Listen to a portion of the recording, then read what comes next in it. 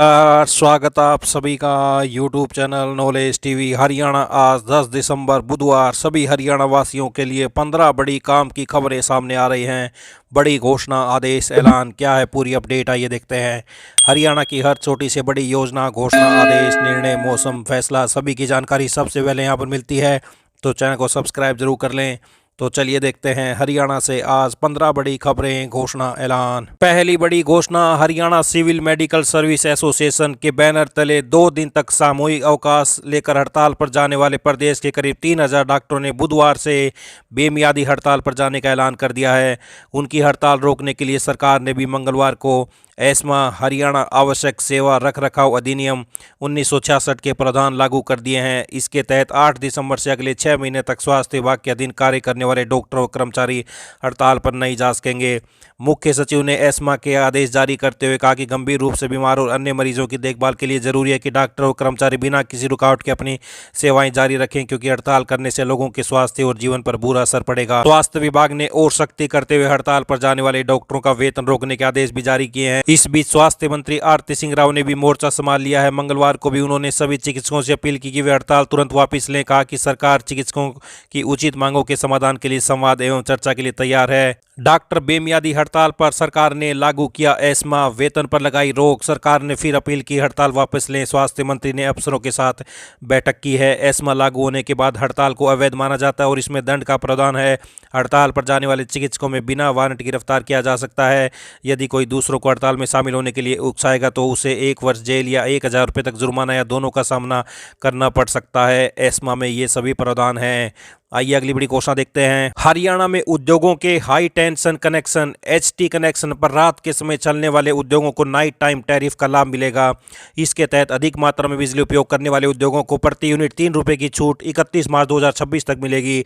इस योजना का लाभ रात 10 बजे से सुबह 5:30 बजे तक चलने वाले उद्योगों को मिलेगा।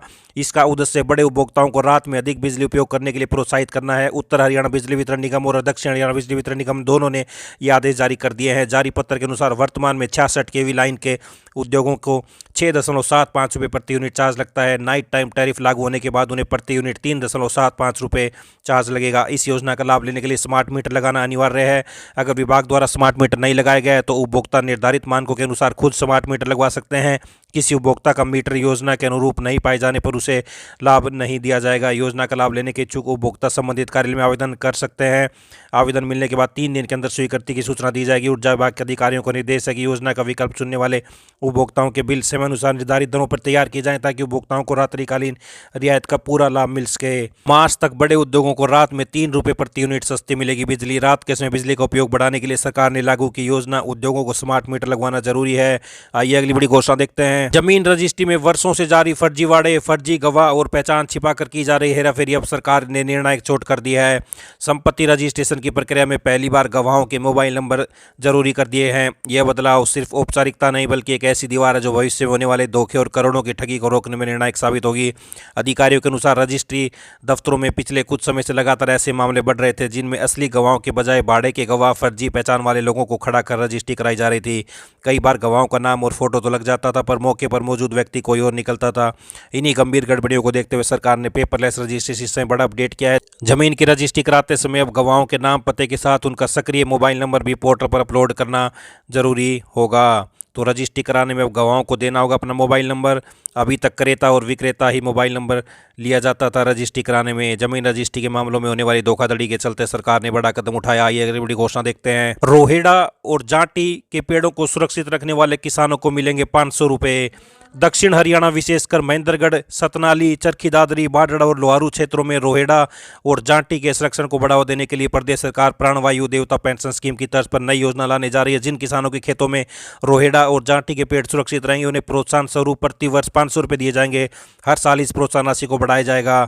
तो प्राणवायु देवता पेंशन स्कीम की तर्ज पर नई योजना जल्द सार्वजनिक निजी भागीदारी से विकसित किया जाएगा। इको टूरिज्म महेंद्रगढ़, सतनाली, चरखी दादरी, बाढ़ड़ा और लोहारू में रोहिड़ा जाटी के संरक्षण को देंगे प्रोत्साहन। आइए अगली बड़ी घोषणा देखते हैं। हरियाणा में नए जिले व तहसील बनाने को लेकर मंगलवार को विकास एवं पंचायत मंत्री किशनलाल पंवार की अध्यक्षता में बैठक हुई। बैठक में कुल 62 प्रस्तावों पर विस्तार से चर्चा की गई। इनमें 11 नए जिले बनाने के प्रस्ताव शामिल हैं। कमेटी ने सभी प्रस्ताव व मानदंडों का अध्ययन कर विस्तृत रिपोर्ट तैयार कर ली है, जिसे अंतिम मंजूरी के लिए मुख्यमंत्री के पास भेज दिया गया। मुख्यमंत्री नए जिलों पर अंतिम निर्णय लेंगे। तो 31 दिसंबर के बाद 2027 तक नहीं होगा परिवर्तन। हरियाणा सरकार ने नए जिलों को लेकर 31 दिसंबर से पहले फैसला नहीं लिया तो फिर जून 2027 के बाद ही इस मामले में सुनवाई होगी। उल्लेखनीय है कि देश में जनगणना होनी है, इसलिए 31 दिसंबर तक प्रशासनिक सीमाओं में बदलाव किया जा सकता है। 31 दिसंबर से लेकर जून 2027 तक सीमाओं के परिवर्तन पर प्रतिबंध रहेगा। तो करनाल के असंध, अंबाला के नारायणगढ़, गुरुग्राम के मानेसर व पटौदी, कैथल के पिहोवा, हिसार के हांसी व बरवाला, जींद के सफीदों, सोनीपत के गोहाना और सिरसा के डबवाली को नया जिला बनाने का प्रस्ताव मिला है। आइए अगली बड़ी घोषणा देखते हैं। हरियाणा के शहरों में अब आमजन से लेकर दुकानदार, व्यवसाय और उद्यमियों को भवन निर्माण में ज्यादा अड़चनों का सामना नहीं करना पड़ेगा। प्रदेश सरकार ने बिल्डिंग कोड 2017 में बड़ा बदलाव किया है। भवन निर्माण के बाद कब्जा प्रमाण पत्र यानी ऑक्यूपेशन सर्टिफिकेट लेने के लिए न तो महीनों सरकारी कार्यालयों के चक्कर लगाने पड़ेंगे और न ही निरीक्षण की लंबी प्रक्रिया से गुजरना होगा। प्रदेश सरकार ने पहली बार आर्थिक रूप से कमजोर वर्ग EWS के मकानों के लिए स्पष्ट नियम तय किए हैं। अब इन घरों में अलग शौचालय 0.9 वर्ग मीटर से छोटा नहीं होगा। स्नान घर कम से कम 1.20 वर्ग मीटर का होगा। यदि दोनों एक साथ है तो 1.80 वर्ग मीटर से छोटा नहीं बनाया जा सकेगा। भवनों के FAR यानी फ्लोर एरिया रेशियो में भी बड़ा बदलाव किया गया है। इसी से तय होता है कि किसी प्लाट पर कितनी मंजिलें या कितना निर्माण किया जा सकता है। नियमों में संशोधन के बाद उद्योगों को 150% से अधिक FAR खरीदने की सुविधा मिलेगी। डाटा सेंटरों के लिए FAR 500% तक उपलब्ध होगा। व्यावसायिक और हॉस्पिटैलिटी सेक्टर के लिए भी FAR की सीमा बढ़ाई गई है। इससे उद्योगों, शॉपिंग मॉल, होटल और डाटा सेंटर जैसे क्षेत्रों में बड़े पैमाने पर निर्माण और निवेश की संभावना बढ़ेगी। कब्जा प्रमाण पत्र के लिए सरकार ने भवनों को 2 श्रेणी में बांटा है, कम जोखिम और उच्च जोखिम वाले भवन। कम जोखिम वाले घरों और दुकानों का कब्जा प्रमाण पत्र अब आर्किटेक्ट खुद जारी कर सकेगा, जबकि बड़े प्रोजेक्ट का प्रमाण पत्र थर्ड पार्टी तकनीकी विशेषज्ञ देंगे। अगर कोई भवन मालिक गलत रिपोर्ट जमा करता है, नियम तोड़कर निर्माण करता है या जानबूझकर जानकारी छिपाता है तो कब्जा प्रमाण पत्र को रद्द कर दिया जाएगा। संबंधित इंजीनियर या आर्किटेक्ट पर कार्रवाई की जाएगी। पूरा सिस्टम ऑनलाइन होगा, कुछ भी दबाकर नहीं रखा जा सकेगा। पहले कई लोगों को फाइलें महीनों दबाई जाती थी, अब ऐसा संभव नहीं है क्योंकि हर बिल्डिंग आवेदन, स्वीकृति, कब्जा प्रमाण पत्र और निरीक्षण रिपोर्ट ऑनलाइन E-रजिस्टर में सार्वजनिक रूप से दिखेगी। तो आइए अगली बड़ी घोषणा देखते हैं। शिक्षकों को उन्हें अब घर के नजदीकी स्टेशनों से दूर जाने का डर सता रहा है। ऐसे में एक खंड में 15 वर्ष बिताने वाले शिक्षकों की परेशानी बढ़ गई है। वहीं शिक्षा विभाग जल्द तबादला अभियान भी शुरू करने वाला है। इससे संबंधित शिक्षकों को दूसरे खंड के दूर दराज के स्टेशनों पर जाने के लिए स्कूलों का विकल्प बनना अनिवार्य हो जाएगा। इस मुद्दे को लेकर शिक्षा से जुड़ी सभी यूनियनों ने पुरजोर विरोध किया है और ज्ञापन के माध्यम से सरकार को 15 साल के फरमान को हटाने का आग्रह किया है। उनका कहना है कि अन्यथा उन्होंने इस मुद्दे पर एक बार फिर कोर्ट की शरण लेनी पड़ेगी। शिक्षक संघ ने कहा, पिछली सरकार ने अध्यापक को घर के समीप स्टेशन भरने का दिया था विकल्प, तो तबादला नीति का विरोध। शिक्षक बोले जरूरत पड़ी तो कोर्ट जाएंगे। 15 साल की ब्लॉक शर्त पर अध्यापक संघ नाराज।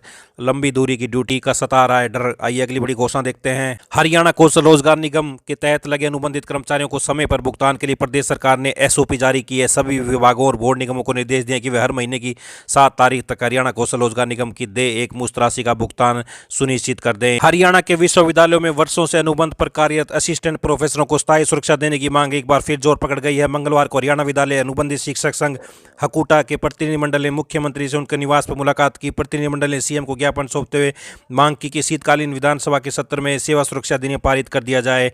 प्रतिनिधिमंडल ने मुख्यमंत्री को बताया कि प्रदेश के सरकारी विश्वविद्यालयों में लगभग 1400 अनुबंधित असिस्टेंट प्रोफेसर वर्षों से कार्यरत है, लेकिन अभी तक उन्हें वैसी रोजगार गारंटी नहीं मिली। तो विश्वविद्यालयों के 1400 कॉन्ट्रैक्ट टीचर जॉब सिक्योरिटी के इंतजार में मुख्यमंत्री से मिला प्रतिनिधिमंडल। शीतकालीन सत्र में सिक्योरिटी कानून लाने की मांग। आइए अगली बड़ी घोषणा देखते हैं। मनरेगा में रोजगार के लिए हरियाणा को मिले हैं 432.83 करोड़ रुपए। महात्मा गांधी नरेगा योजना मनरेगा के तहत चालू वित्तीय वर्ष में केंद्र सरकार की ओर से सबसे अधिक राशि उत्तर प्रदेश को दी गई। उत्तर प्रदेश को 8,288 करोड़ की राशि दी गई है। रकम पाने वाले राज्यों में बिहार दूसरे नंबर पर है, 7,227 करोड़ की राशि जारी की गई है। हरियाणा का बजट अन्य राज्य के मुकाबले कम रहा है। प्रदेश को 432 करोड़ रुपए की रकम जारी हुई है। केंद्र सरकार का दावा है कि आधारयुक्त डिजिटल भुगतान प्रणाली से योजना में पहले से हो रहे भ्रष्टाचार के मामले काफी संख्या में कम हुए हैं। तो मनरेगा में रोजगार के लिए हरियाणा को 432.83 करोड़ रुपए मिले। आइए अगली बड़ी घोषणा देखते हैं। PGIMS रोहतक में पिछले करीब 4 साल से PP मोड निजी कंपनी पर BPL कार्ड धारक मरीजों को मुफ्त CT स्कैन MIR की सुविधा देने का नियम है, लेकिन इसका लाभ मरीजों को नहीं मिल रहा है। इन मरीजों को 1 महीने तक का वेटिंग दी जा रही है। इससे उन्हें प्राइवेट में जांच कराने की एवज में धनराशि खर्च करनी पड़ रही है। इसके पीछे बड़ा कारण लाभ हासिल करने की प्रक्रिया का भी बेहद जटिल होना है। PGIMS में PP मोड पर 24 घंटे मरीजों को सुविधा दी जाती है। इसे संचालित करने के तहत कुल मरीजों में से 10% BPL कार्ड धारकों को मुफ्त सुविधा देना शामिल है। फिर भी इस आरक्षित श्रेणी के मरीजों को लाभ नहीं मिल पा रहा है। रोजाना OPD में आने वाले मरीजों को PGIMS की मशीनों पर जांच कराने के लिए 1 महीने तक डेट दी जाती है, जबकि CT स्कैन कराने की सबसे अधिक जरूरत कैंसर के मरीजों को पड़ती है। सरकारी योजना की जानकारी का कहीं नहीं लगा बोर्ड। लोगों का कहना है कि सरकारी योजना को क्रियान्वित करने के लिए हर जगह बोर्ड लगाकर जानकारी दी जाती है, लेकिन सरकार से करार के कारण बनी इस व्यवस्था के बाद कहीं पर भी नोटिस लगाकर किसी को बताने तक की जरूरत नहीं समझी। तो बीपीएल कार्ड धारक मरीजों को मुफ्त सीटी स्कैन और एमआईआर में 1 महीने की वेटिंग दी जा रही है। पीजीआई में पीपी मोड पर गरीबों को नहीं मिल रहा जांच का लाभ।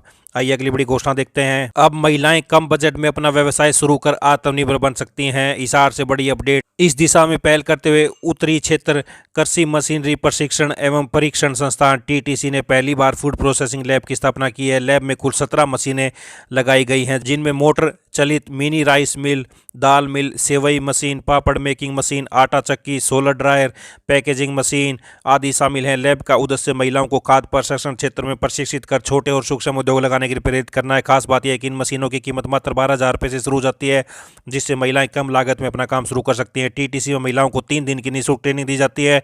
ट्रेनिंग अवधि के दौरान प्रत्येक प्रतिभागी को 250 रुपये प्रतिदिन छात्रवृत्ति प्रदान की जाती है। साथ ही आने जाने के लिए एक बार 250 रुपये का किराया दिया जाता है। ट्रेनिंग पूरी होने पर संस्थान की ओर से प्रमाण पत्र भी जारी किया जाएगा। तो टीटीसी में 3 दिन की फ्री ट्रेनिंग पाएं, महिलाएं अपने पैरों पर खड़ी हो जाएं। लैब में दाल पिसाई, तेल निकालना, आटा चक्की आदि 17 मशीनें स्थापित की गई हैं।